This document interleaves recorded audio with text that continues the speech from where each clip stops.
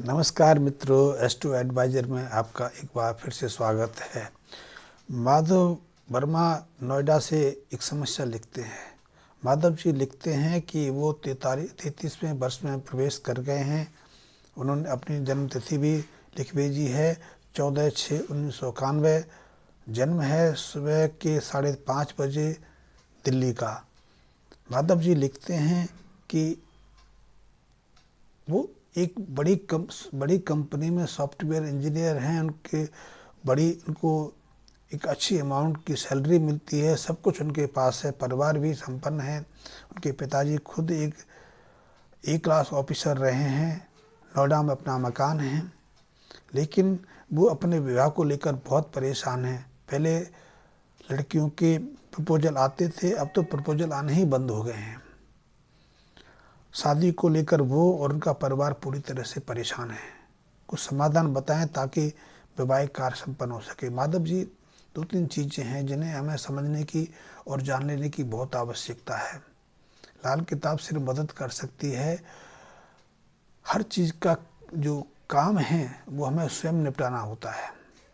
विवाह के लिए ज्योतिष शास्त्र ने कुछ मानक निर्धारित किए हैं, जैसे कि यदि आपकी जन्म कुंडली में शुक्र अच्छी स्थिति में, सप्तम भाव एक्टिव है, बृहस्पति अच्छी स्थिति में है, मंगल का भी शुभ योग मिल रहा है और अशुभ ग्रहों के प्रभाव से शुक्र, मंगल, बृहस्पति अछूते हैं, दूर हैं, सप्तम स्थान पर भी अशुभ ग्रहों का प्रभाव नहीं पड़ रहा, तो निश्चित रूप से ऐसे जातकों को समय के अनुसार वैवाहिक प्रपोजल मिलते रहते हैं। लेकिन हम उन वैवाहिक प्रपोजल्स को सहजता से स्वीकार नहीं करते, या तो हम अपने अहम में, अपने घमंड में, या फिर अपने किसी अन्य कारणों से उनको रिजेक्ट कर देते हैं। वैसे आजकल भारत में खास करके जो मध्यम क्लास है, उसके दिमाग में भारतीय जो फिल्म उद्योग है उसका एक प्रारूप बस गया है। वो फिल्मों के अनुसार अपना जीवन चलाना चाहता है।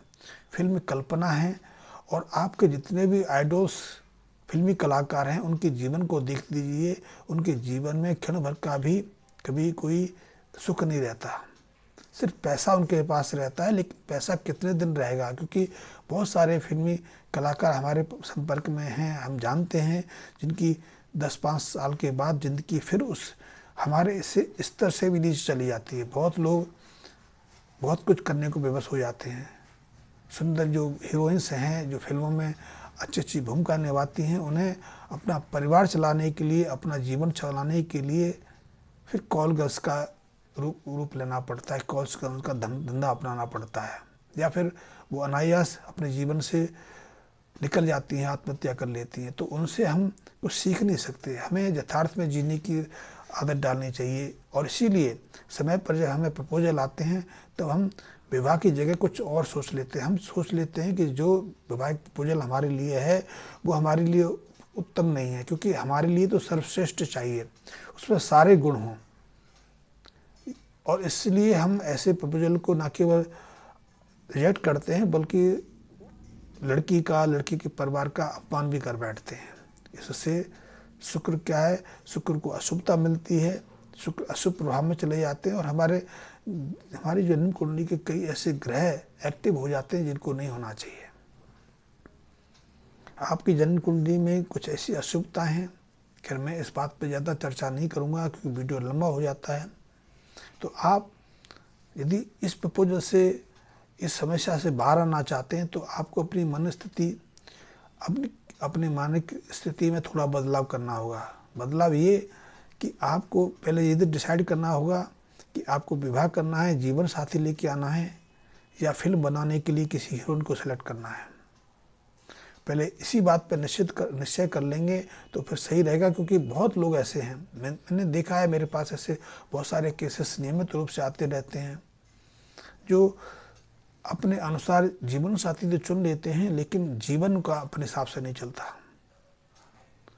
और इसीलिए विवाह के दूसरे दिन से ही उनके जीवन में कलह शुरू हो जाती है। 2-3 महीने के बाद वो एक दूसरे अलग होने का सोचने लग जाते हैं, मुकदमेबाजी शुरू हो जाती है, कलह शुरू हो जाती है, बहुत कुछ शुरू हो जाता है। क्योंकि हमें जीवन साथी चाहिए, हमें कोई मैरिज एग्रीमेंट नहीं चाहिए कि सारे गुणों से संपन्न ही जीवन साथी मिले। हर व्यक्ति कोशिश करता है कि जीवन को सुव्यवस्थित रखे। इसी तरह हर युवक जिसे हम वर्ग के रूप में चुनते हैं, उसका प्रयास रहता है कि अपने अधिकतम प्रयास करके परिवार को संपन्न बनाए, परिवार की समस्त जरूरत को पूरा करे। और इसीलिए मैं तो ये कहूँगा, इसीलिए एक व्यक्ति चोर भी बनता है, लुटेरा भी बनता है, बैंक तक लूट डालता है, क्योंकि उसे अपने लिए नहीं, परिवार के लिए, अपने स्टेटस के लिए करना पड़ता है। लेकिन मैं ऐसे चुनाव के लिए तो नहीं कहता, मैं कहता हूँ कि सुयोग, इसमें क्षमता है, क्षमता तो बहुत लोगों में। अब वो बात नहीं रही कि हम सोचें कि लड़की ने एमटेक किया हुआ है, लड़के ने तो पीएचडी की हुई है और उसको तो पीएचडी लड़की चाहिए। तो अब पीएचडी किए सिस्टम योग्य लोग कमी नहीं है। वो जमाना गया जब गांव में एक आध आदमी बीए कर लेता था तो पूरा गांव कहता था सबसे पढ़ा लिखा है। अब तो आधे से ज़्यादा युवक जो हैं हायर एजुकेटेड हैं। इसी तरह लड़कियों में भी हायर एजुकेटेड लड़कियों की संख्या निरंतर बढ़ती जा रही है। हर तरह के डॉक्टर्स, इंजीनियर्स, हर तरह के बच्चे आज एजुकेशन में बढ़ रहे हैं।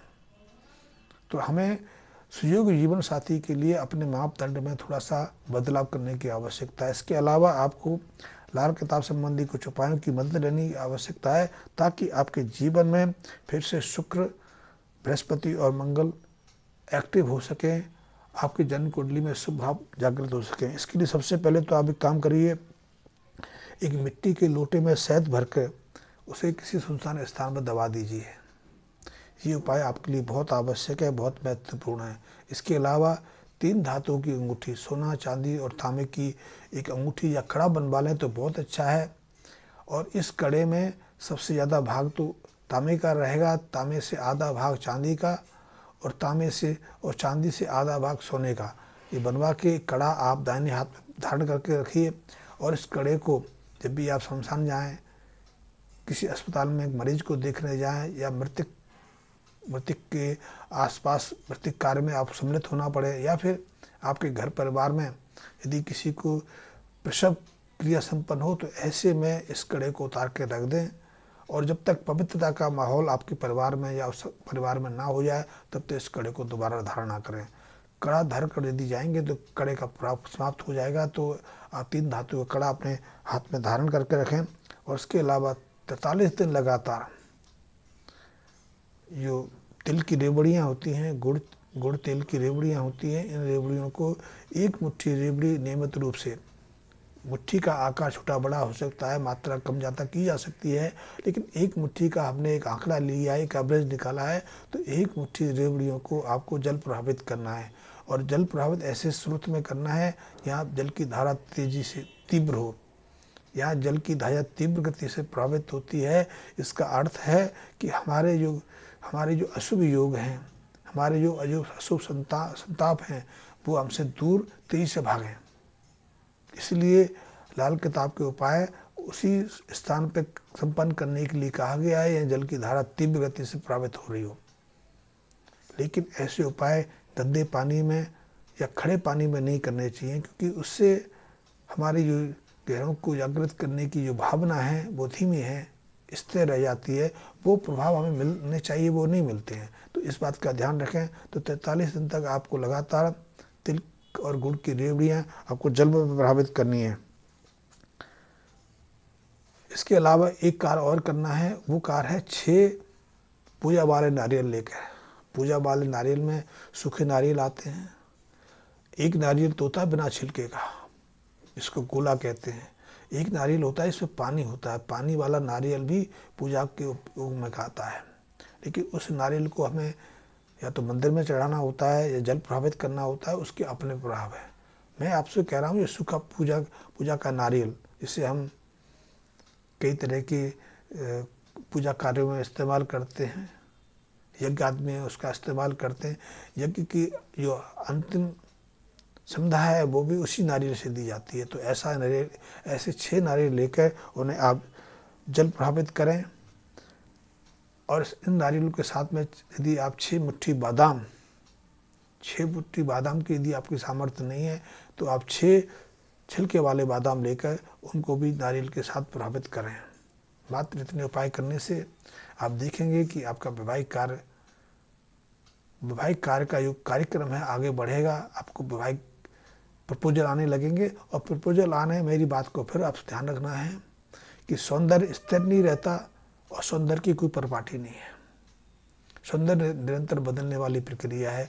जो आज हमें सुंदर लगता है कल वही सुंदर नहीं लगता। इसीलिए तो मैं तो हजारों लोगों को ऐसे को जानता हूँ जिन्होंने अपनी इच्छा से विवाह किया, सुंदरतम लड़की का चुनाव किया, जीवन साथी का चुनाव किया, वही जीवन साथी उन्हें 1 महीने में भारी लगने लगी, फिर वो दूसरे के पीछे लग गए।